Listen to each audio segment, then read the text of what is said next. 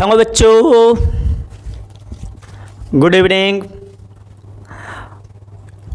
हम वेलकम करते हैं आपको टॉपर्स वन चैनल पे। हम आपके ने छोटे छोटे बच्चों, नन्हे प्यारे बच्चों के लिए हम लेकर के आ रहे हैं बोर्ड की तैयारी करने के लिए बायोलॉजी का लेक्चर्स।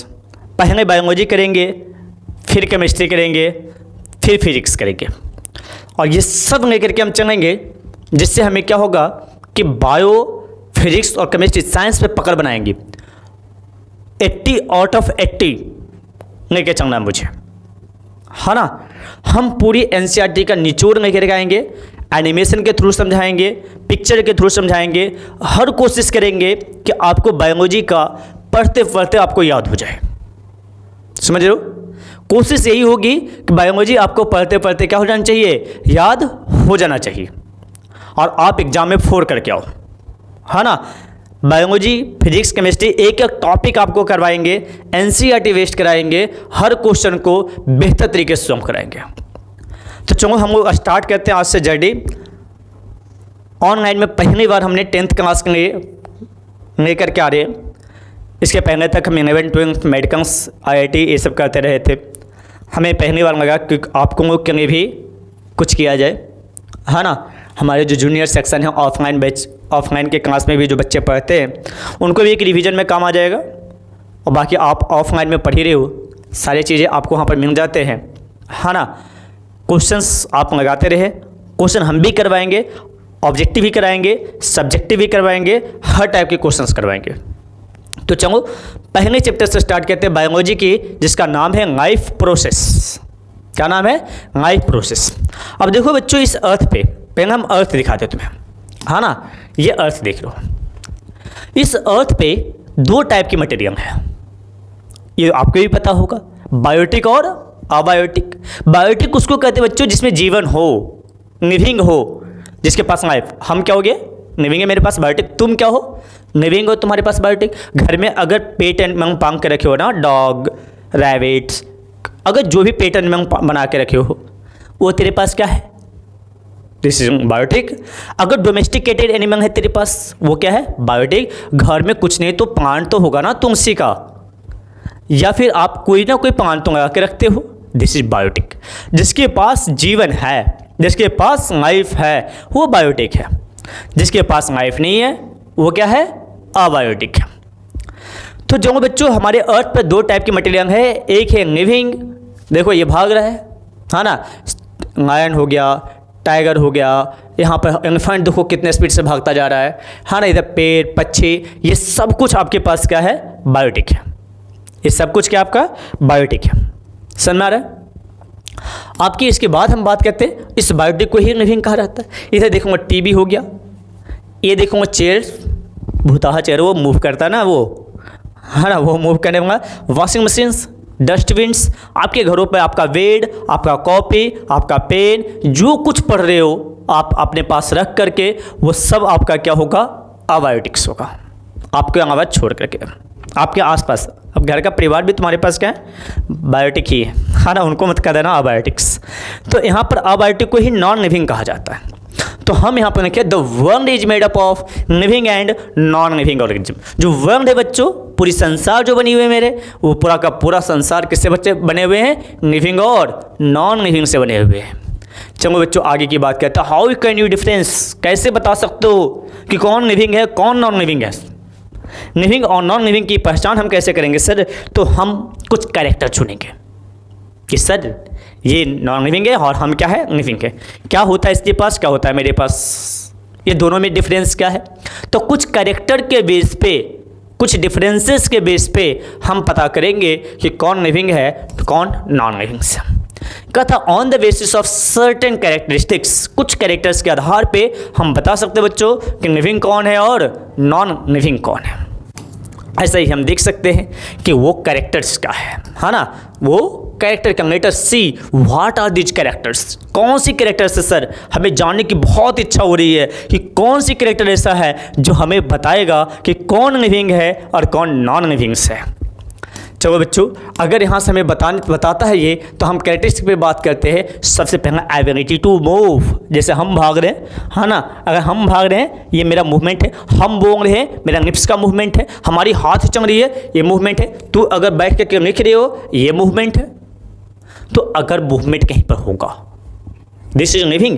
क्या प्लांट में भी मूवमेंट होता है? यस, प्लांट में भी मूवमेंट होता है ना, प्लांट में भी मूवमेंट होता है। अगर प्लांट खड़ा हो अपने पोजीशन पर, उसके लीफ ऐसे हिल, दिस मूवमेंट। अच्छा, लोकोमोशन और मूवमेंट में फ़र्क है। लोकोमोशन में क्या हम यहाँ से यहाँ चलाएं, पोजीशन चेंज, अगर पोजीशन चेंज हो रहा दिस इज लोकोमोशंस, लेकिन हम यहाँ पे खड़ा होकर हाथ पे चला रहे हैं, ये तेरा मेरा क्या है, मूवमेंट है। अब इस मूवमेंट में देखो, ये बच्चा डांस कर रहा है, कभी आपने स्कूल में तो पार्टिसिपेट किए होंगे। अगर आप डांस कर रहे हैं तो ये आपका मूवमेंट है, भाग रहे तुम, जैसे लोकोमोशन विथ मूवमेंट, है ना, बिना मूवमेंट का लोकोमोशन नहीं कर सकते बच्चों, होगा ये मूवमेंट। प्रोड्यूस ऑफ स्प्रिंग, जिसके पास अपने संतान प्रोड्यूस करने की क्षमता हो, मतलब जिसमें रिप्रोडक्शंस होता हो, वो मुझे क्या कहा जाते हैं, लिविंग कहा जाते हैं। Give birth to new individuals, देखो क्या होगा, एक मेल है, एक फीमेल है, एक से स्पर्म आ रहा है, एक से ओवम आ रहा है, ये फीमेल है, इससे स्पर्म आया, सॉरी फीमेल से क्या होता है, सॉरी फीमेल से ओवम आता है, और मेल से क्या आया, स्पर्म आया। ये स्पर्म और ओवम आपस में फ्यूज किया, जायगोट बनाया, और जायगोट से ये बेबी आ गया, जायगोट से एम्ब्रियो बनता है, एम्ब्रियो से क्या आ जाते हैं, बेबी आ जाते हैं। तो ये जो बना बच्चों आपके पास, ये क्या बना, एक न्यू ऑफस्प्रिंग, एक नए संतान। तो जो पेरेंट्स से संतान बन जाता है, जिसके पास रिप्रोडक्शन की क्षमता होता है, वो भी मेरे पास क्या कहा जाते हैं, लिविंग कहे जाते हैं। इसके बाद देखो रिस्पॉन्ड एंड रिएक्ट्स। अब देखो रिस्पॉन्ड एंड रिएक्ट में क्या होता है, कहता है रिस्पॉन्ड एक्सटर्नल चेंजेस। अगर हमें गर्मी लग रहा है, तुरंत पसीना वसीना आने लगता है, ठंड लग रही, हम तुरंत जैकेट पहन लेते हैं, सॉन्ग ओढ़ लेते हैं, ब्लैंकेट के अंदर चले जाते हैं, ये सब क्या कहा जाएगा, मुझे रिस्पॉन्स ही तो कर रहे हैं ना हम, गर्म चीज़ों को टच के छोड़े हाथ, क्या होगा, रिस्पॉन्ड होगा। कोई आग अगर फुटबॉल मारा, मैंने किक मारा, क्या है, रिस्पॉन्ड है। तो जैसे यहाँ देखो, अब यहाँ पर क्या हो रहा है, इसके घुटने पर ठोक रहा है, जैसे ही घुटने पर ठोक रहा है, ये देखो पैर ऊपर उठा रहा है, मारा उसके मुंह पे ही, है ना, इसके घुटने पर मारा, ये मारा क्रॉक, है ना, तो क्या मारा, देखो इसके घुटने पर ठोका, ये मारा क्रॉक से, यहाँ पे बेचारे को चोट लगा, रिस्पॉन्ड किया, वहाँ से चोट लगा, रिस्पॉन्ड किया, इसका मुंह उड़ा दिया, देखो इसको तुम, इसका टोपी ऊपी सब उड़ गया, हाँ ना, क्या हो जाएगा, रिस्पॉन्ड कर रहा है, ये क्या कर रहा है, ये रिस्पॉन्ड कर रहा है, और उसको रिएक्ट दे रहा है। Get rid of waste matter, अब ये देखो सुसु कर रहा है ये, है ना, टॉयलेट कर रहा है, और अगर ये टॉयलेट कर रहा है तो ये क्या है, वेस्ट मैटर को रिमूव करना है। ऐसे ही आप देखोगे, take food to stay life. अब अगर आपको जिंदा रहना है तो खाना तो खाना पड़ेगा।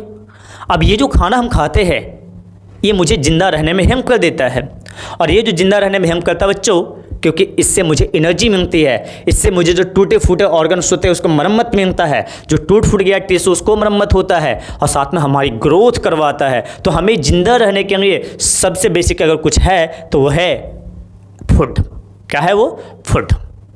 अब यहाँ से देखोगे, turn food into energy. Food मुझे क्या देता है, एनर्जी देता है, और मुझे पता है एनर्जी ही के कारण से हमारे बॉडी वर्क करता है। यहाँ तक कि रिस्पायरेशन करना, जो श्वास ले रहे हैं हम लोग, वो भी एक काम है, और वो तभी तक हमारा बॉडी कर सकता है जब मेरे बॉडी में एनर्जी होगा। अगर एनर्जी नहीं होगा बच्चों, वहाँ पर क्या हो जाएगा, मेरा बॉडी काम ही नहीं करेगा। और जिसकी बॉडी काम नहीं करती, अगर रिस्पायरेशन लेना भी एक काम है, रिस्पायरेशन ही नहीं ले रहे हैं, हमारा बॉडी कहता डेथ हो गया। जब डेथ हो गया फिर तो पता ही तुम्हें क्या होता है ना, बांध शांत करने जाते हैं इसको। अब ये देखो, इतनी एनर्जी दिया, इस एनर्जी के कारण से नाच रहे हैं, हो रहा होगा, इस एनर्जी के कारण से क्या कर रहा है, डांस कर, अपना बॉडी दिखा रहा है कि हमारे पास तो एनर्जी है, और एनर्जी है तभी हम काम करेंगे, अगर एनर्जी नहीं होगा तो काम नहीं कर पाएंगे। अब ये सब मिलेगा, ये सब आपस में मिलेंगे, अगर जिसके पास ये फीचर देखने को मिलेगा, दिस इज लिविंग, हाँ ना, क्या हो जाएगा, let us see what are this process in known as. अगर ये सारे प्रोसेस मुझे मिलते हैं तो वो मुझे क्या कहे जाते हैं, लिविंग कहे जाते हैं। तो प्रोसेस लाइक हमें न्यूट्रिशन होना चाहिए, न्यूट्रिशन के द्वारा हम न्यूट्रिएंट्स इंटेक करेंगे, न्यूट्रिशन मुझे मिलनी चाहिए।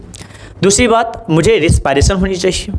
रिस्पायरेशन तो आपको पता है कि आप ऑक्सीजन ले रहे हो, कार्बन डाइऑक्साइड छोड़ रहे हो, तो जो हमने खाना खाया ना, वो खाने में जो न्यूट्रिएंट्स गया वो ऑक्सीजन के प्रेजेंस में कंबसन होगा, और कंबसन होने के बाद बच्चों उसमें क्या होगा कि कंबसन होने के बाद उससे एनर्जी निकलेगी, और वही एनर्जी हमारे काम आएंगी रिस्पायरेशन करने में, ब्लड को सर्कुलेशन करने में। हम बोल रहे हैं, चल रहे हैं, तुम लिख रहे हो, पढ़ रहे हो, देख रहे हो, सब में एनर्जी खर्च, और ये सब एनर्जी खर्च करता है इसी द्वारा, न्यूट्रिशन और रिस्पायरेशन से।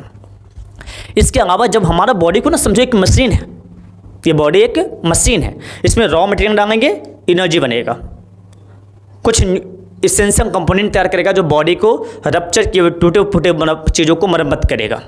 तो इस मशीन में कुछ वेस्ट भी बनेंगे, कुछ गंदगियाँ भी बनेगी। जब भी कोई मशीन चलती है, कुछ प्रोडक्ट तैयार करता है, तो कुछ वेस्ट प्रोडक्ट बनते ही हैं, तो इसमें कुछ वेस्ट भी बनेगा, वो लिक्विड वेस्ट बनेगा तो एक्सक्रीशन कराएंगे। इसके अलावा अब देखोगे मशीन में भी क्या होता है, ट्रांसपोर्टेशन, फ्यूल का ट्रांसपोर्टेशन, मटेरियल का ट्रांसपोर्टेशन, तो हमारे बॉडी में ट्रांसपोर्टेशन होंगे। ब्लड जो है हम जो खाते हैं उसका न्यूट्रिएंट्स डाइजेस्ट होता है, डाइजेस्ट होने के बाद उसे क्या करता है, डिफरेंट पार्ट्स में भेजता है, तो वहाँ भी क्या हो रहा है, मेरा वहाँ ट्रांसपोर्टेशन हो रहा है। हम जो ऑक्सीजन ले रहे बच्चों, अंदर गया, लंग्स तक गया, लंग्स के बाद हर सेल तक पहुँचेगा, और उस सेल से फिर क्या होगा, वहाँ एनर्जी प्रोड्यूस होगी, कार्बन डाइऑक्साइड प्रोडक्शन करेगा, और वो कार्बन डाइऑक्साइड फिर रिलीज करने के लिए पूरा बॉडी में मूवमेंट करेंगे। तो इसके लिए हमें कोई मीडियम तो चाहिए ना ट्रांसपोर्टेशन करने के लिए, कोई रास्ता तो चाहिए। छोटा बॉडी नहीं है मेरा बॉडी बहुत कॉम्प्लेक्स है, और उस कॉम्प्लेक्स बॉडी के अंदर ट्रांसपोर्टेशन तो चाहिए। हो सकता है कि बॉडी अगर यूनिसेलुलर रहे, अमीबा, पैरामीशियम, मीगोनिना, ये सब की अगर बातें करें, तो हो सकता है कि उसके बॉडी में ट्रांसपोर्टेशन की जरूरत ना पड़े, लेकिन जो कॉम्प्लेक्स ऑर्गेनिज्म है उसमें तो क्या पड़ेगा, ट्रांसपोर्टेशन की जरूरत पड़ेगा। रिप्रोडक्शंस तो अभी हमने बताया कि एक बहुत एसेंशियल सा पार्ट है जीवन का, कि अगर रिप्रोडक्शन नहीं करेंगे तो वो स्पीसीज ही अर्थ पर से ख़त्म हो जाएगा। तो उस स्पीसीज को बचाए रखने के लिए बच्चों रिप्रोडक्शन करना बहुत ज़रूरी है, हाँ ना। सेंसिटिविटी, गर्मी ठंडे का अनुभव होना, कोई पीट दिया, कोई टच कर लिया, तो किसी चीज़ों के लिए हमें स्टिमुलेट होना, पता करना कि हमारे बॉडी के साथ क्या हो रहा है, तो सेंसिटिविटी होना बहुत जरूरी है। अब खाना खा रहे हो, अब तेरे को टेस्ट का सेंस ही नहीं आ रहा, तो क्या पता चला हम क्या खा रहे नहीं खा रहे, खाने में इंटरेस्ट ही नहीं आएगा, बोर हो जाएंगे, फिर खाना छोड़ देंगे। तो इसलिए हमें टंग को ने दिया टेस्ट का, गर्मी ठंडा का अनुभव, ताकि हम बच सके कब ब्लैंकेट यूज करनी है, कब नहीं यूज करनी है, कब फैन चलाना, कब एसी चलाना है। अगर स्किन ऐसा नहीं बताएगा, सेंसिटिव नहीं करेगा, तो फिर क्या होगा हमारे पास। क्या प्लांट में सेंसिटिव होता है टच मी नॉट प्लांट, देखा उसको कभी टच को लीफ कर लेता है ना। सनफ्लावर में देखते हो, फ्लावर का अपना डायरेक्शन चेंज कर लेते हैं, फ्लावर का ओपनिंग होना, फ्लावर का क्लोज होना, सब सेंसिटिविटी तो है। प्लांट में भी सेंसिटिव होते हैं, है ना। ये सारे चीज़ प्लांट में होता है। ग्रोथ ये लिविंग का सबसे बेस्ट पार्ट है। ये सारी जो प्रोसेस है, इस प्रोसेस को कनेक्टिवली नॉन हम लाइफ प्रोसेस कहते हैं। एक ऐसा प्रोसेस जो हमारे जीवन को बचाता भी हो, प्रोटेक्ट भी करता हो, और अलाइव रखता हो, जिंदा रखने में काम करता हो, जो लंबे समय तक चलेगा, उस प्रोसेस को ही हम बोलेंगे लाइफ प्रोसेस। अब ये सारे प्रोसेस इसके पास अगर हो रहे हैं, ये बच्चा जो है ये ग्रोथ भी करेगा, सेंसिटिविटी भी इसके पास है, रिप्रोडक्शंस अभी तो नहीं दिखाएंगे आप पे, हाँ ना, ट्रांसपोर्टेशन भी करेगा, एक्सक्रीशन, रिस्पायरेशन, सब कुछ इसमें होगा।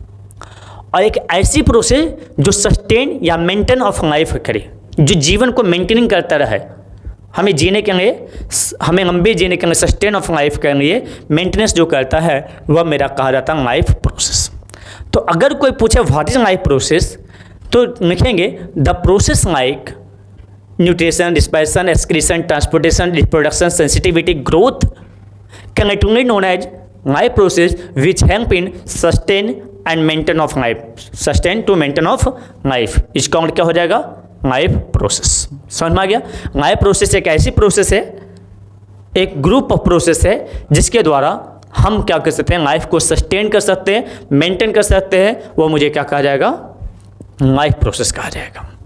तो जल्दी जल्दी से इसे इन नोट्स बना लीजिए, कॉपी कर लीजिए, ताकि आपको समझ में आ जाए। अब साथ साथ में कुछ कुछ कॉपी करते जाना, है ना। आप पॉज करके इसको रोक करके आराम से कॉपी कर सकते हैं। कहता so we learn about this process in detail in this chapter called life process. इस चैप्टर में हम यही सब प्रोसेस के बारे में डिटेल करने वाले हैं। पहला चैप्टर न्यूट्रिशन है, पहला टॉपिक न्यूट्रिशन है। अब ये लिविंग ऑर्गेनिज्म जितने भी लिविंग है, सब कुछ ना कुछ एक्टिविटी करते रहता है। एक अमीबा भी है तो मूवमेंट करते रहता है, हमें भी खाने के सर्च में दौड़ना पड़ता है। आज इतना हम बक रहे हैं, तुम पढ़ रहे हो किस लिए? सबसे बड़ी चीज़ है हमारी न्यूट्रिशन। उस न्यूट्रिशन के सर्च के लिए कि कहाँ अगर अच्छे से पढ़ेंगे तो अच्छे पैसे इनकम करेंगे, हमारा न्यूट्रिशन बेहतर हो जाएगा। जो लोग नहीं कमा रहे उनके पास खाने के लिए भी पैसे नहीं हैं, तो ये न्यूट्रिशन की सर्च में करने तो हम पढ़ाई करें ना। कहते हैं एक ऑर्गेनिज्म जिसको नीड है energy for growth and maintenance, अपनी बॉडी को बचाना है, अपने बॉडी की ग्रोथ करने हैं, ये सब के लिए मुझे एनर्जी की आवश्यकता होगा। अब ये ऑब्टेन जो करेंगे वो करेंगे फूड से। जो एनर्जी ऑब्टेन किया जाएगा वो कहाँ से ऑब्टेन किया जाएगा? फूड से। अब ये फूड क्या होता है? फूड एक कंपोनेंट है ना, जिसके पास न्यूट्रिएंट्स होता है। Food is a component which contain nutrients. Sir ये न्यूट्रिएंट क्या नया वर्ड आ गया? क्या है ये चीज़? न्यूट्रिएंट किसको कहते हो? आप खाना तो खाते हो, खाने से क्या क्या मिलता है आपको? कमेंट करेगा कि पढ़ने करने जब बैठा तो मुझसे पहले क्या क्या खाया, है ना, और उस कमेंट्स में बताएगा कि उस खाने में क्या क्या मिला तुम्हें, कौन कौन से न्यूट्रिएंट्स मिले। न्यूट्रिएंट्स एक ऐसा सब्सटेंस है जो ऑर्गेनिज्म अपने सराउंडिंग से ऑब्टेन करता है और उससे अपने सोर्स ऑफ एनर्जी के रूप में यूज करता है।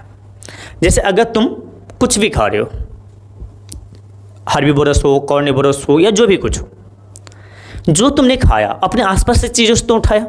अगर हमने मानो कि हमने पंक्स राइस खाए तो राइस भी मेरे आसपास से उपजाया गया, पंक्स भी मेरे आसपास उपजाया गया, वेजिटेबल्स भी मेरे आसपास है। अगर किसी ने चिकन खाया तो चिकन भी आसपास ही प्रोडक्शन करवाए जा रहे हैं। तो ये आसपास की चीज़ों से, सराउंडिंग चीज़ों से हम क्या कहते हैं? एनर्जी प्रोडक्शन करवाने के लिए जो यूज करते हैं उसी को न्यूट्रिएंट्स कहते हैं। तो एक लिख रहा है कि ये substance which an organism obtain from its surrounding, है ना, अपने सराउंडिंग से ऑब्टेन करता है and uses as source of energy, जिसको सोर्स ऑफ एनर्जी के रूप में यूज कर सकता है, वो मेरे पास कहा जाएंगे। आपको पता है carbohydrates, protein, fats as a source of energy. ऐसे तो बहुत सारी चीज़ें लेते हैं, विटामिन, मिनरल्स, है ना, ये सब कुछ ले रहे हैं, but it is not source of energy. Source of energy के लिए मेन रूप से कार्बोहाइड्रेट, फैट्स और प्रोटीन्स की कम अमाउंट। प्रोटीन हमारे ग्रोथ में काम आ जाते हैं, बट प्रोटीन भी क्या होता है कि ग्लाइकोलाइसिस पाथवे में जाता है और वहाँ से मुझे एनर्जी प्रोड्यूस करने में हेल्प करते हैं, तो कम होते हैं, हाँ ना, बट इससे हमें एनर्जी मिल जाते हैं। अब इसके सोर्सेस समझने लगे। अब कार्बोहाइड्रेट के लिए बनाना जितने भी मीठी चीज़ें हैं, ब्रेड, है ना, फ्रूट्स, उसके जूस, ये सब भी क्या होता है? कार्बोहाइड्रेट्स में होते हैं। जो भी मीठा वगैरह खाने में सब में कार्बोहाइड्रेट। ऐसा मत करना। कई प्रोटीन्स ऐसे होते हैं जो शुगर से काफ़ी ज़्यादा मीठे होते हैं। जैसे तूने सुना होगा जिन पेशेंट को डायबिटीज हुआ है तो कहते हैं शुगर फ्री खा रहे हैं। अब क्या शुगर फ्री सच में शुगर फ्री है? क्या सच में उसमें शुगर नहीं है? है, शुगर उसमें भी है,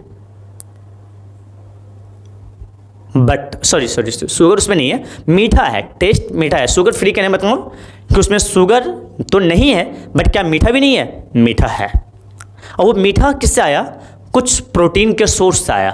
कुछ प्रोटीन शुगर से काफ़ी ज़्यादा मीठा होते हैं, तो वहाँ पर क्या किया गया? कुछ प्रोटीन यूज किया, सैक्करीन, है ना, अस्पार्टम, ये सब कुछ प्रोटीन्स है जो शुगर से कई हज़ार गुना ज़्यादा मीठा है। और जब शुगर से कई हज़ार गुना ज़्यादा मीठा है तो डायबिटीज पेशेंट को शुगर से समस्या है, प्रोटीन से नहीं है, तो उनको मीठा चाहिए। अगर मीठा चाहिए तो उनको क्या देते हैं? प्रोटीन से रिलेटेड जो स्वीट होता है उसे देते हैं और वो कहते हैं शुगर फ्री है। बट ऐसा नहीं कि मीठा नहीं होता। ये जो चिकन देख रहे हो, फिश है, मटन है, मीट है या अंडे हैं, ये सब एक सोर्स है प्रोटीन का। और फैट, जिसमें एनिमल प्रोडक्ट्स में ज़्यादातर फैट मिलते हैं, प्लांट में भी प्रोडक्ट मिलते हैं, जैसे आलमंड हो गया, पीनट्स हो गया, आपके पास जितने भी पल्स है वो सारे पल्सेस में क्या मिलते हैं? प्रोटीन काफ़ी ज़्यादा मिलते हैं, फैट काफ़ी ज़्यादा, सॉरी प्रोटीन की बात करें ना, प्रोटीन तो ये हो गया। फैट की बात करें तो फैट आपको एनिमल प्रोडक्ट, घी खाते हो, बटर खाते हो, अगर आप फिश खा रहे हो, मटन, मीट में भी क्या होता है? तुम्हें काफ़ी अमाउंट में फ़ैट होता है, हाँ ना, चर्बी हम लोग खाते हैं, चर्बी, ये सब क्या होता है? फैट ही तो होता है। तो ये सब ऑप्ट करते हैं, क्या वहाँ से फैट ऑब्टेन करते हैं। इसके अलावा बच्चों, the process of intake of nutrients. अब जो प्रोसेस को इनटेक करने का प्रोसेस है, जो न्यूट्रिएंट्स को इनटेक करते हैं और उसका यूटिलाइज जो करते हैं, उसी फैक्टर को हम न्यूट्रिशन बोलते हैं। तो वो प्रोसेस जिसके द्वारा न्यूट्रिएंट्स को इनटेक किया जाए और उसको यूटिलाइज किया जाए। हमने खाना खाया, न्यूट्रिएंट्स इनटेक हुआ, अब उस खाने को तोड़ करके हमारा बॉडी अंदर तोड़ेगा और तोड़ करके उससे क्या करेगा कि जो न्यूट्रिएंट्स रहेगा वो आउटटेंड करेगा, जिसमें प्रोटीन, कार्बोहाइड्रेट, ये सब। अब carbohydrate is the main source of energy. Fat भी क्या होता है, सोर्स ऑफ एनर्जी होता है। प्रोटीन जो होता है मेनली काम इसका होता है कि कहीं पर सेल डिवीजन करवाना, ग्रोथ करवानी है। साथ में क्या होगा, repairing of cells, tissue, organ, कहीं भी डैमेज हो गया तो उसको रिपेयर करवाएगा। यूज ऑफ वेरियस फंक्शन, अलग अलग कामों के लिए इस यूज करते हैं, उसी को यूटिलाइजेशन कहते हैं। यूटिलाइजेशन मीनिंग का मतलब देखो, जो हार्ड मीनिंग होगा हम उसका मतलब बताते रहेंगे। यूज फॉर वेरियस फंक्शन, अलग अलग कामों के लिए जो यूज करते हैं उससे हम बोलते हैं यूटिलाइजेशन। कहता है by an organism is called as nutritions. The process of intake of nutrients by its utilization by an organism is called nutritions. तो आपको देख रहा है ये आदमी क्या कर रहा है, खाना ले रहा है। ये खाना जाएगा अंदर, डाइजेस्ट करेगा, एब्जॉर्प्शन करेगा, उससे कार्बोहाइड्रेट, प्रोटीन, फैट इसको मिलेंगे, एनर्जी प्रोड्यूस करेगा, ग्रोथ करवाने में आएगा, रिपेयरिंग करने में आएगा। तो यूटिलाइजेशन तो हो ही रहे ना, अलग अलग कामों के लिए तो यूज कर ही रहे हैं बच्चों। तो अगर यूज कर रहे हैं तो यहाँ पर क्या कहा जाएगा, न्यूट्रिशंस कहे जाएंगे। अब अगर ये न्यूट्रिशन जो होता है ये provide raw material to sustain life. अब जो प्रोसेस के थ्रू हमने न्यूट्रिएंट्स को लिया, तो न्यूट्रिएंट्स जो रॉ मटेरियल किसके लिए, हमारे जीवन को बचाने के लिए, हमारे जिंदा रहने के लिए हम जो मटेरियल इंटेक कर रहे हैं, दिस इज कॉल्ड न्यूट्रिएंट्स। और ये एक रॉ मटेरियल है, एनर्जी प्रोवाइडिंग है। अब किस तरीके से ऑब्टेन करते हैं, अलग अलग तरीके ऑब्टेन करने का, क्योंकि हमारे पास ऑर्गेनिज्म भी तो बहुत है ना, यूनिसेलुलर से लेकर मल्टीसेलुलर तक है, छोटे छोटे ऑर्गेनिज्म से बड़े ऑर्गेनिज्म तक है। तो एक ही टाइप से न्यूट्रिशन करेंगे ये कोई जरूरी नहीं है। तो न्यूट्रिशन बच्चों हम क्या करेंगे, डिफरेंट तरीके से कर सकते हैं। आपने देखा होगा, क्या प्लांट तुम्हारे से खाना खाता है, नहीं खाता ना। जब प्लांट तुम्हारे से नहीं खाता है तो फिर अलग तो हो ही गया। अब इसमें हम देखें मोड्स ऑफ न्यूट्रिशन में दो टाइप का होता है बच्चों, आपको भी पता होगा। एक होता ऑटोट्रॉफ्स, जो किसी ऑर्गेनिज्म पर डिपेंड नहीं करता, किसी दूसरे से मतलब नहीं रखता उसको, उसे ऑटोट्रॉफ्स कहते हैं। और जो दूसरे से मतलब है, जैसे तुम खाना खाना होगा, क्या करेगा, जाके प्लांट का एक अमरूद तोड़ लिया। तुम अपने खाने के लिए अमरूद ने बेचारा जो गुआवा है, उस गुआवा ने अपने लिए सीड बनाया था, अपने लिए फ्रूट बनाया था, तुम खा गया। तो तुम तो गुआवा पे डिपेंड हो गया, मैंगो खा गया, मैंगो पे डिपेंड हो गया। राइस खा रहे हो, राइस का प्लांट पे डिपेंड हो गया। व्हीट खा रहे हैं, उस पर डिपेंड हो गया। पल्स खा रहे हो, उस पर डिपेंड हो गया। वेजिटेबल्स खा रहे हो, उस पर डिपेंड हो गया। तो हम तो आसपास के बहुत सारे ऑर्गेनिज्म पर डिपेंड हैं। तो ये जो ऑर्गेनिज्म से हम ऑब्टेन कर रहे हैं खाना, तो हम दूसरे ऑर्गेनिज्म पर डिपेंड हो गया। अगर कोई कार्निवोरस है तो वो डिपेंड कर रहा है किसके ऊपर, वो डिपेंड कर रहा है चिकन के ऊपर, वो डिपेंड कर रहा है मटन के ऊपर, वो पोर्क के ऊपर, अलग अलग टाइप से ऑब्टेन करे मीट को। कोई अंडे खा रहा है, कोई दूध पी रहा है, ये सब क्या है, एनिमल प्रोडक्ट्स। और ये सब हम कहीं ना कहीं से ऑब्टेन ही कर रहे होंगे। तो जब हम ऑब्टेन करते हैं किसी दूसरे ऑर्गेनिज्म से तो हम कह जाते हैं हेटेरोट्रॉफ्स। लेकिन प्लांट क्या किसी भी ऑर्गेनिज्म को मांगा कि प्लांट को खाना खाना है, तो कहा कि हमको कहा कि खाना दे दो, अपना एक मांस का टुकड़ा दे दो। किसी दूसरे प्लांट से कहा कि देखो तुम अपना फ्रूट दे दोगे मुझे, नहीं कहा ना। इसका मतलब प्लांट जो है वो अपने पर डिपेंड है, किसी अदर ऑर्गेनिज्म पर डिपेंड नहीं कर रहा है। और जो दूसरे ऑर्गेनिज्म पर डिपेंड नहीं करेगा बच्चों, दिस इज कॉल्ड ऑटोट्रॉफ्स। क्या कहा जाएगा, वो ऑटोट्रॉफ्स कहा जाएगा। तो समझ में आ गया कि हमारे पास मोड्स ऑफ न्यूट्रिशन दो हैं, ऑटोट्रॉफ्स है और क्या है, हेटेरोट्रॉफ्स। अब देखोगे ऑटोट्रॉपिक के बारे में हम बात कर रहे हैं, तो जो ग्रीन हो जाएगा ना समझ आना, उसके एक्सप्लेन करने जा रहे हैं। तो सबसे पहले हम बात करें इन ऑटोट्रॉपिक न्यूट्रिशन। ऑटोट्रॉपिक न्यूट्रिशन में बच्चों जो ऑर्गेनिजम्स है वो इनऑर्गेनिक सब्सटेंस को लेता है, ऑर्गेनिक में कन्वर्ट करता है। इनऑर्गेनिक ऑर्गेनिक क्या होता है सर, वैसा सब्सटेंस जिसमें कार्बन और हाइड्रोजन प्रेजेंट हो, must be carbon hydrogen must be present हो, उसे हम बोलते हैं इनऑर्गेनिक, सॉरी ऑर्गेनिक। और जिसमें कार्बन हाइड्रोजन नहीं होता है उसे बोलते हैं इनऑर्गेनिक्स। कार्बन के साथ अदर हो सकता है, जैसे कार्बन डाइऑक्साइड, कार्बन है, ऑक्सीजन है, बट इसमें हाइड्रोजन नहीं है, this is inorganic. H2O hydrogen और ऑक्सीजन है, कार्बन नहीं है इसमें, तो क्या हो जाएगा, इनऑर्गेनिक। तो जिसमें कार्बन और हाइड्रोजन, ध्यान देना यहाँ से, अगर हम carbon hydrogen must be present, अगर carbon hydrogen must be present होता है तो इसको हम ऑर्गेनिक कह देंगे। अगर कार्बन हाइड्रोजन का साथ अदर एलिमेंट हो सकते हैं, ऑक्सीजन भी हो सकता है, नाइट्रोजन भी हो सकता है, अदर एलिमेंट्स होंगे, ये मे या मे नॉट भी प्रेजेंट होगा, रह भी सकता है या तो नहीं भी रह सकता, लेकिन कार्बन हाइड्रोजन रहना ही रहना है। इसमें ऑक्सीजन, सल्फर, नाइट्रोजन, फास्फोरस ऐसे चीज़ें आएंगे, ये भी ऑर्गेनिक में आएगा, लेकिन कार्बन हाइड्रोजन के साथ आएगा। अगर कार्बन हाइड्रोजन साथ में नहीं आया तो इनऑर्गेनिक कहा जाएगा। जैसे CO2, इसमें हाइड्रोजन नहीं है, H2O, इसमें हाइड्रोजन नहीं है, इससे हाइड्रोजन है, कार्बन नहीं है, तो ये कहा जाएगा इनऑर्गेनिक। क्या कहा जाएगा? ये इनऑर्गेनिक। इनऑर्गेनिक जो होता है बच्चों सिंपल होता है, इसको ब्रेक करने की कोई ज़रूरत नहीं है, ये सिंपल होता है।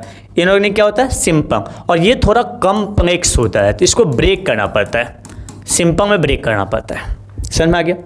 तो ये तो आपके पास CO2 और H2O जो है वो इनऑर्गेनिक्स, ऐसे बहुत सारे हो सकते हैं, SO2, NO2, जहाँ पर कार्बन हाइड्रोजन नहीं है।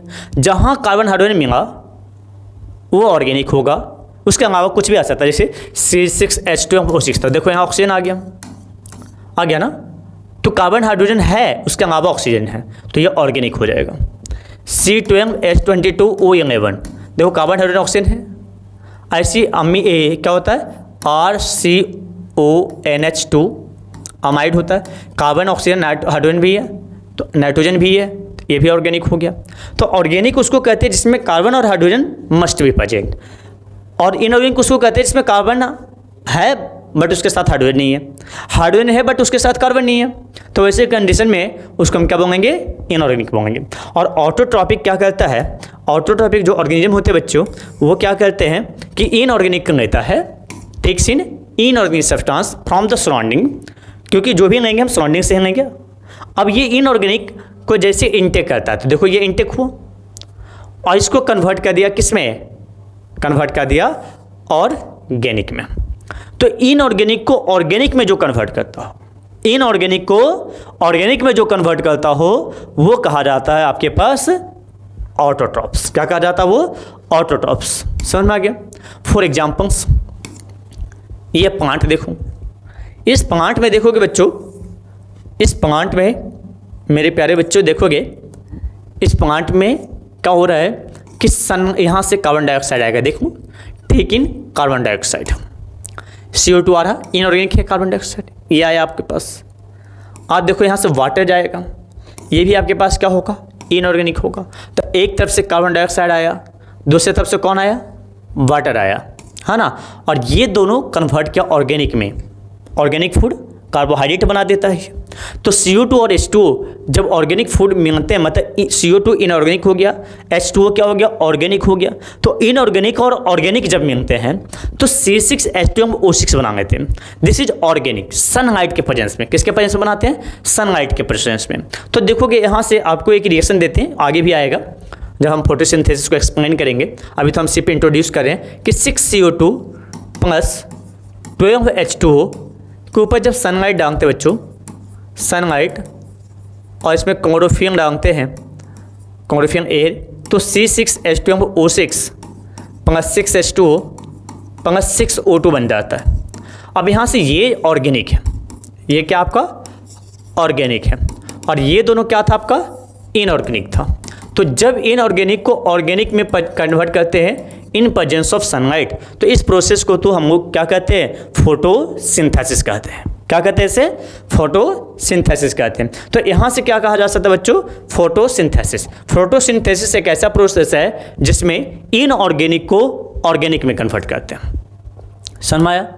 अब इसे क्या कहते हैं? This mode of nutrition is known as autotrophic nutrition. इस मोड ऑफ न्यूट्रिशन को हम लोग क्या बोलेंगे? ऑटोट्रॉपिक, जिसमें इनऑर्गेनिक को ऑर्गेनिक में कन्वर्ट किया जाएगा। याद रखना है, जिसमें इनऑर्गेनिक को ऑर्गेनिक में कन्वर्ट किया जाएगा उसे ही हम बोलेंगे ऑटोट्रॉपिक न्यूट्रिशन। और ये सराउंडिंग में किसी अदर ऑर्गेनिज्म पर डिपेंड नहीं कर रहा, सराउंडिंग में डिपेंड कर रहा है। एटमॉस्फेयर से कार्बन डाइऑक्साइड लिया, मिट्टी से क्या लिया? वाटर लिया, सराउंडिंग पर ही डिपेंड किया, बट ऑर्गेनिज्म पर नहीं किया।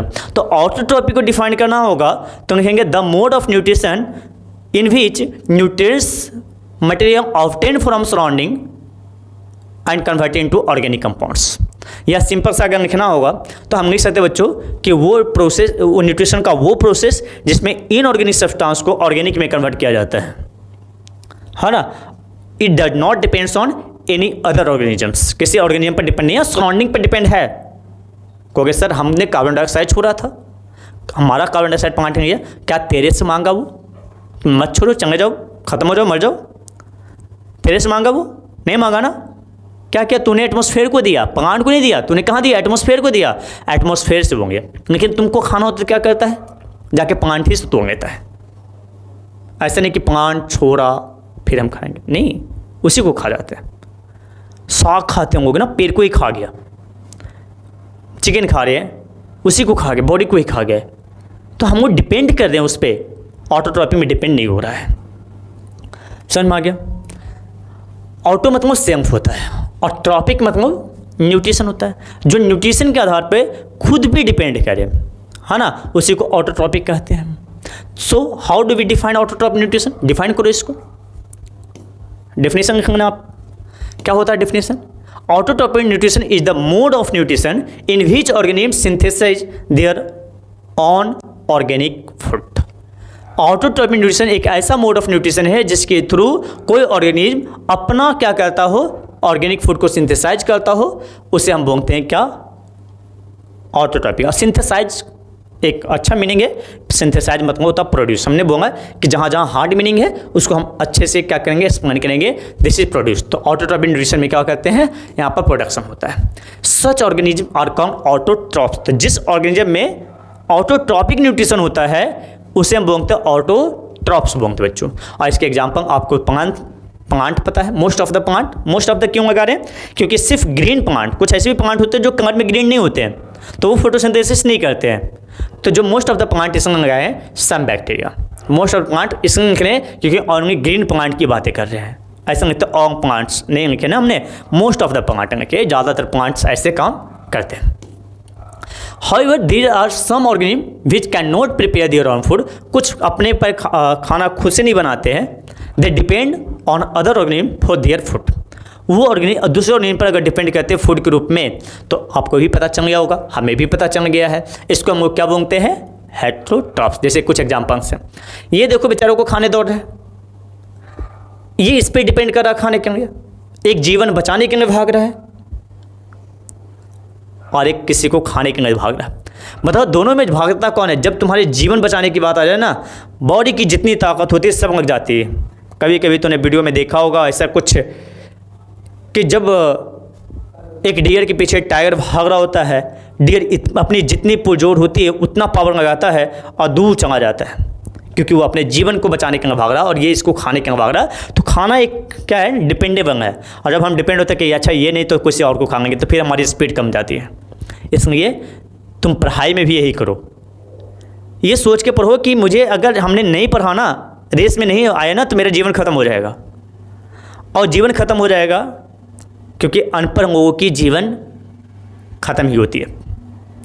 इसलिए पढ़ना जरूरी है और पढ़ो इसी के तरीके सोच के कि ये मेरा, अगर आज की पढ़ाई नहीं किए तो मेरा जीवन खतरे में, कोई आएगा जो हमसे आगे निकल जाएगा और हमारी सीट को खा जाएगा, है ना। अगर लाइफ में आगे भागना है तो इस डियर की तरह सीखो जो अपने जीवन की तरफ चल रहा है ना। ये बेचारे पीछे लगा हुआ है यहाँ पर। यहाँ देखो ये मंकी को बेचारा पूंछ से लटक किया है और किसको खा रहा है? बनाना को। बनाना कह रहा है भाई देखो इसके ये जीव निकालना है, मुझे बचाओ। क्या कर रहा है ये? मुझे बचाओ। और ये क्या कर रहा है? ये उसको टच करने की कोशिश करा, उसको खाने की कोशिश करा। तो ये डिपेंड है इसके ऊपर। यहाँ देखो ये डियर इस घास पे डिपेंड है, घास को खा रहा है, तो किसी न किसी पर डिपेंड है ये। यहाँ देखो ये भी क्या कर रहा है? ये जो भालू है ये आपका, ये भी प्लांट को खाने में लगा हुआ है। इंसेक्ट को देखो, शुगर का पार्ट के, अनाज का पार्ट के, ऐसे मेरा जो अंट है चींटी, बेचारा वो भी खाने के लिए डिपेंड है किसी पर। यहाँ देखो इसको, ये पूरा फ्रूट की एक टोकरी ही क्या कर रहा है? आपने माउथ में ले रहा है। तो ये सब किसी न किसी पर डिपेंड है। ये दिख रहा है आपको, है ना। ये सब किसी न किसी पर न्यूट्रिशन के रूप में क्या है? डिपेंडेबल है। और ये सब अगर डिपेंडेबल है बच्चों, तो ये सब का सब क्या कहा जाएगा? हेटेरोट्रॉप्स कहा जाएगा। क्या कहा जाएगा? हेटेरोट्रॉप्स कहा जाएगा। This mode of nutrition is known as heterotrophic nutrition. इसे हम लोग क्या बोलते हैं बच्चों? Heterotrophic nutrition. अब हेटेरो वर्ड को तोड़ दो। हेटेरो मतलब डिपेंडिंग ऑन अदर, जो दूसरे पर डिपेंड करता है उसे हेटेरो कहते हैं। और ट्रॉपिक तो अभी बताए थे न्यूट्रिशन, तो वो न्यूट्रिशन जो किसी दूसरे ऑर्गेनिज्म पर डिपेंड करता हो उसे हेट्रोट्रॉपिक कहते हैं। और एनिमल्स एंड फंगी और हेट्रोट्रॉपिक्स, समझ आ गया? यहाँ से देखोगे एक बार, है ना। अगर आपको नोट्स नहीं बना पाते हो तो आप पॉज कर करके आप क्या करोगे, नोट्स इसको बनाते रहोगे बच्चों। अगर आपके ऑफलाइन नोट्स बने हुए हैं उससे बेहतर कुछ नहीं होता। देखो हम नोट्स प्रोवाइड भी कर देंगे, लेकिन क्या होता है ना कि जब तक बच्चे खुद से नोट्स नहीं बनाते ना तो दिमाग में बातें अटती नहीं है, दूसरी के नोट्स एक बार पढ़ा रटने लगते हैं। देखो किसी का लैंग्वेज नहीं रट सकते। हम जो नोट्स बना के देंगे उसमें मेरी लैंग्वेज रहेगा, जब तुम नोट्स बनाओगे तो तेरी अपने लैंग्वेज होंगे, और अपने लैंग्वेज में बनाया हुआ आंसर हमेशा याद होते बच्चों। इसलिए नोट्स खुद से बनाए, नोट्स यहाँ से हैंक लो और उससे खुद से नोट्स बनाओ। वो चीज़ें अगर एक बार तूने कर लिया ना तो तुम्हें याद रहेगा, समझ में आ गया? तो हेट्रोट्रॉपिक न्यूट्रिशन में जो different organism use different strategy to obtain food depending upon, है ना। अब देखो सभी ऑर्गेनिज्म एक जैसा नहीं है, एक छोटे से यूनिट संरचना के कम्प्लेक्स मंगते संरचना तक है। क्या सब एक ही जैसा खाना खाएगा? संभव नहीं है। सबके अलग अलग स्ट्रेटजी होंगे, सबके अलग अलग ऑर्गेनाइजेशन होगा, बॉडी अलग अलग बने होंगे वो सब। तो जैसे body design depending on the type of body system, body कैसा है। अगर आप मान लीजिए कोई हर्बीवोरस है बच्चों, है ना, अगर हर्बीवोरस है क्या कहता है, example herbivorous need different food compare to carnivorous based on their digestive system.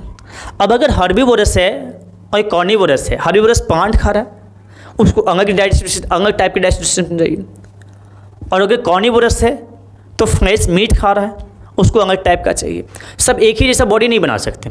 तो बॉडी डिजाइन के बेस पे देखेंगे तो अगर हम यहाँ से देखेंगे हर्बीवोरस के पास ये इंटेस्टाइन बहुत लंबी सी होती है, और जब इंटेस्टाइन बहुत लंबा होता है क्योंकि उसमें जो सेलुलोज होते हैं उसको डाइजेस्ट करना बहुत आसान नहीं होता है, तो बहुत लंबी सी इंटेस्टाइन जाता है इसके अंदर, लॉन्ग इंटेस्टाइन होते हैं। जबकि कार्निवोरस जो होता है बेचारे के पास छोटा सा इंटेस्टाइन होता है क्योंकि सेलुलोज नहीं खाता, फ्लेश डाइजेस्ट करना होता है, और मैक्सिमम फ्लेश में प्रोटीन होते हैं जो ऊपर ही डाइजेस्ट हो जाती है।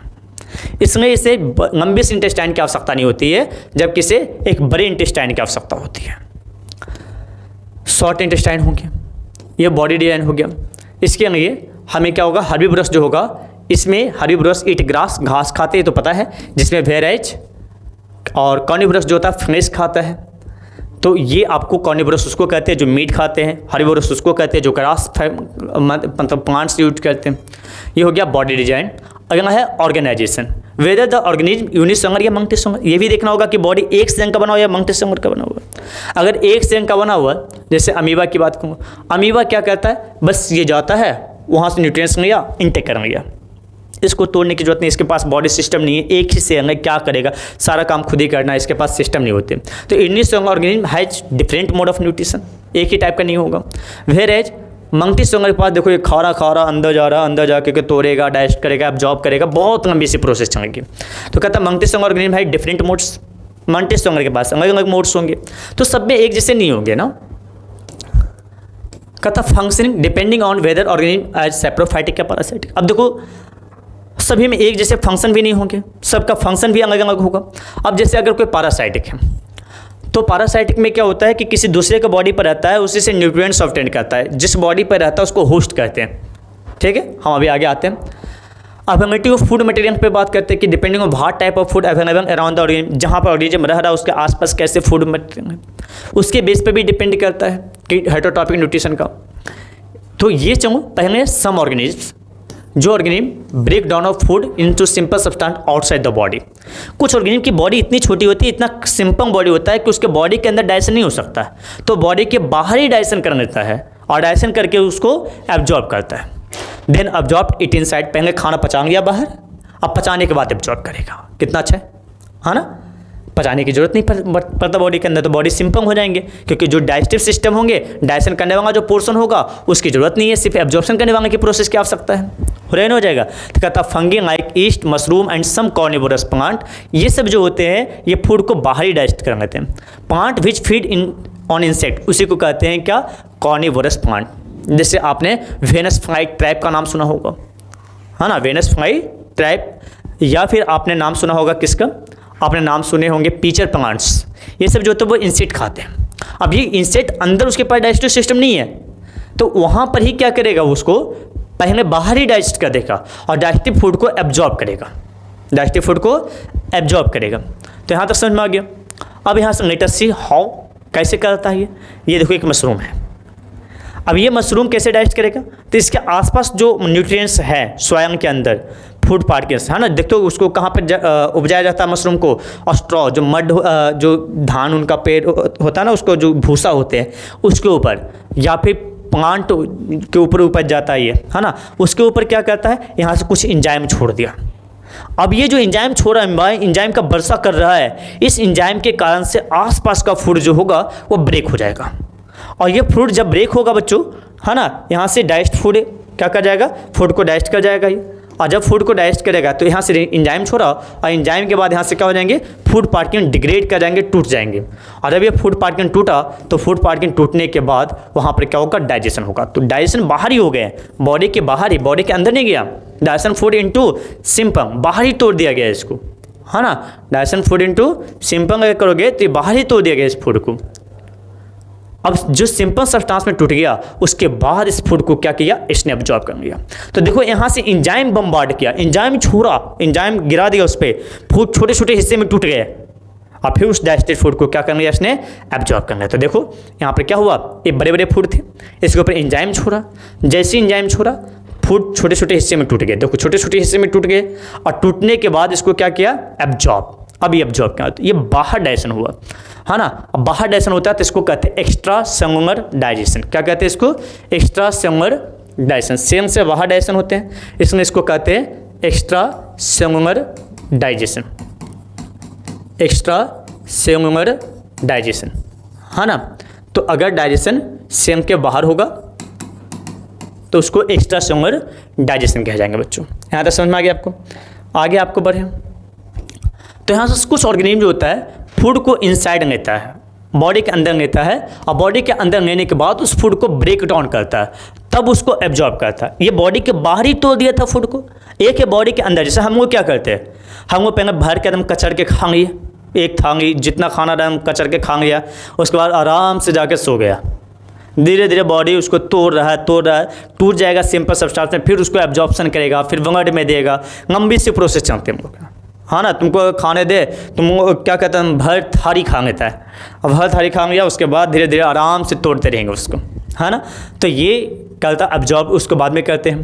कहता है ह्यूमन बींग्स, कैट, काऊ, ये सब जो है वो क्या करता है, फूड को इनसाइड करता है। जैसे ये देखो, पहले फूड को लेगा यहाँ से, ये फूड पार्टिकल है, फूड को टेक करेगा अंदर जा रहा फूड इसके, गए यहाँ से। अब ये अंदर जाने के बाद क्या करेगा, इसको स्टमक में पहुँच गया। अब ये फूड देखो टूटेगा, हाँ, इस पर बहुत सारे एंजाइम्स आए, बहुत से सब्सटेंस पर अटैक करेगा। अटैक करने के बाद ये फूड क्या होंगे, सिंपल पार्ट में टूट जाएंगे बच्चों। और जब ये सिंपल में टूटेगा, उसके बाद इसको एब्जॉर्प्शन करके ब्लड वेसल्स के थ्रू बॉडी के डिफरेंट हिस्सों में पहुंचाया जाएगा। तो यहाँ इंटेस्टाइन में आएगा, हमारे बॉडी में जो होते हैं मेन रूप से इंटेस्टाइन ही फूड के एब्जॉर्प्शन करता है। अब यहाँ से एब्जॉर्ब करेगा, और एब्जॉर्ब करने के बाद डिफरेंट हिस्सों में बॉडी को पहुँचाने काम करेगा। तो सोच लें यहाँ से क्या हो गया, यहाँ से फूड आया, टूटा, बॉडी के अंदर ये सारे प्रोसेस हो रहे हैं। तो some animal and plant derive nutrition from other plants या एनिमल विदाउट किलिंग देम। अगर किसी को बिना मारे उसके अंदर से न्यूट्रिशन ले लेता है ना, but during the process they harm the host plant. क्या कहता है, दूसरे प्लांट या एनिमल्स को हार्म पहुंचा देता है, उसे हम बोलते हैं पैरासाइटिक। क्या बोलते हैं उसे, जैसे अगर तूने देखा होगा कि किसी प्लांट के ऊपर एक दूसरा प्लांट आ गया और उसी से न्यूट्रिशन ले रहा है, बट उस प्लांट को मारा नहीं है, ख़त्म नहीं किया है, उसका न्यूट्रिशन खींचता जा रहा है। आपने देखा होगा आपके माथे पे कभी जू हो गया होगा, तो जू थोड़ा तुमको मार दिया, जू ने तुमको मारा नहीं है, बस तुम्हारे ब्लड सक कर रहा है, ब्लड पी रहा है। तो ये सब जो दूसरे ऑर्गेनिज्म पे आते हैं, तो जो अगर मेरे बॉडी पर मच्छर आ गया, तो मच्छर हमसे खाना खाया, हम उसके लिए हो गया होस्ट। क्या हो गया, होस्ट। वो मेरे लिए हो गया गेस्ट। गेस्ट को ही हम लोग कहते हैं यहाँ पर पैरासाइट। क्या नाम देते हैं गेस्ट का, पैरासाइट। तो कहता some animal and plant derive nutrition from other plant animal without killing them. उसे बिना मारे हुए उसके अंदर का न्यूट्रिशन ले रहा। जबकि तुम क्या करो, चिकन को मार दिया, उसके बाद खा गया, है ना। मटन खाना बकरे को काट दे उसके बाद खाएंगे, पोर्क खाना सुअर को मार दे उसके बाद खाएंगे। तो हम किसी को मार करके खा जाते हैं। प्लांट का कोई ना उसको तोड़ के खा जाते तो उसकी लाइफ ख़त्म कर देते हैं, तो वो ख़त्म कर रहे हैं हम। जबकि कुछ एनिमल या प्लांट ऐसा है जो किसी को मारा नहीं है, सिर्फ उसके अंदर का न्यूट्रिएंट्स छीन रहा है, सिर्फ उसके अंदर का न्यूट्रिएंट्स छीन रहा है। वो प्लांट को हार्म पहुंचेगा, क्योंकि उसके अंदर न्यूट्रिएंट्स छीन लोगे तो हार्म तो पहुंचेगा, तो हार्म पहुंचेगा बट वो मारेगा नहीं। उसको हम बोलेंगे पैरासाइट। इसमें आ जाएगा कैस्कुटा, टिक्स, नाइस, नीचेज, टेपबॉर्न, ऐसे बहुत सारी चीज़ें होंगी। कैस्कुटा को देखूँगा, इस पेड़ पे ये पूरा निपट गया है और इसके पेड़ के अंदर जो न्यूट्रिएंट्स होता है ना उसी को खींच लेता है। तो पेड़ के अंदर के न्यूट्रिएंट्स को अगर खींचेगा तो ये पैरासाइटिक कहा जाएगा कैस्कुटा। टिक्स देखो, टिक्स क्या होते हैं? ये बेडबग ऐसा आता है parasite under the bodies of the animal like dog. तो देखो बिहारी लैंग्वेज में उससे बोलते चिमोकर लग जाना, हाँ ना, कैट, डॉग, ये सब के पूरा बॉडी पे देखो तो कीड़े कीड़े जैसे रहते हैं। अब वो जो लग गया ना वही है टिक्स, है ना।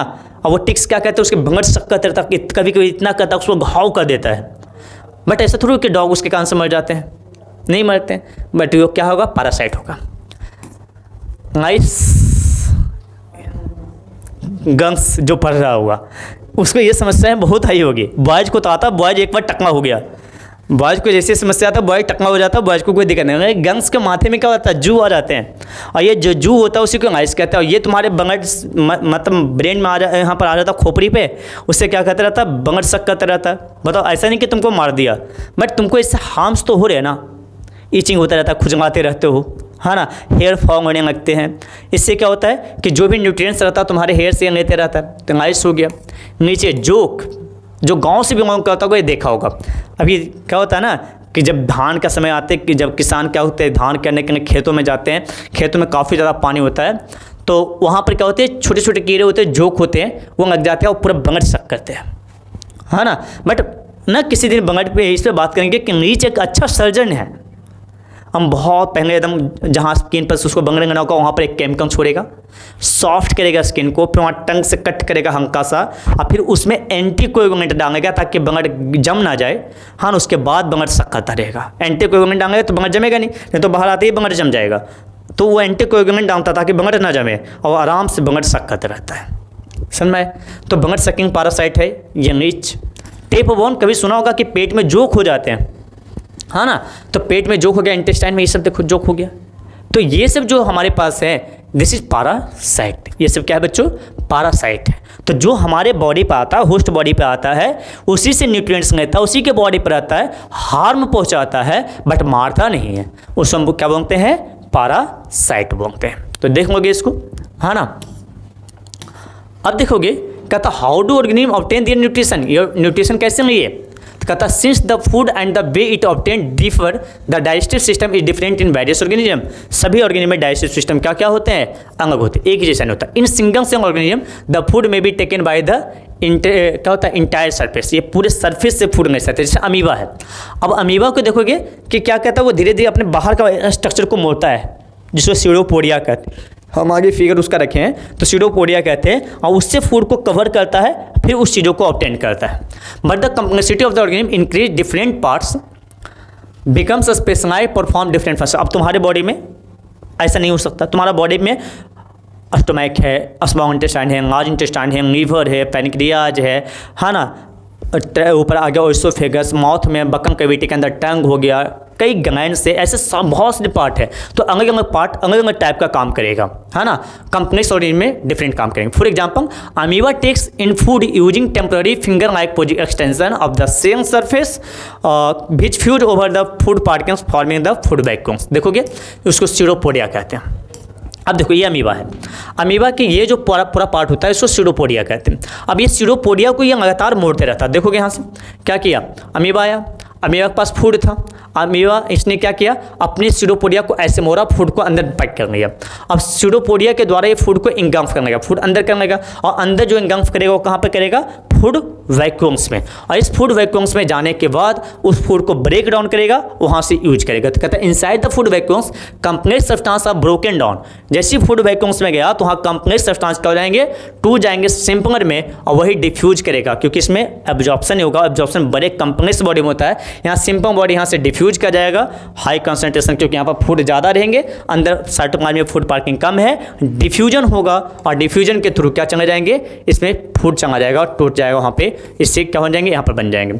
तो कहता है क्या होगा कि द रिमेनिंग अनडाइजेस्टेड मटेरियल, जो अब इसके बॉडी के अंदर जरूरत की नहीं है, अनडाइजेस्टेड है, उसको सरफेस से बाहर कर देगा, उसको कहेंगे एक्सक्रीशन, है ना। यहाँ से क्या हो जाएगा, आपको हमने यहाँ तक आज बात की यूनिसेलुलर ऑर्गेनिज्म तक।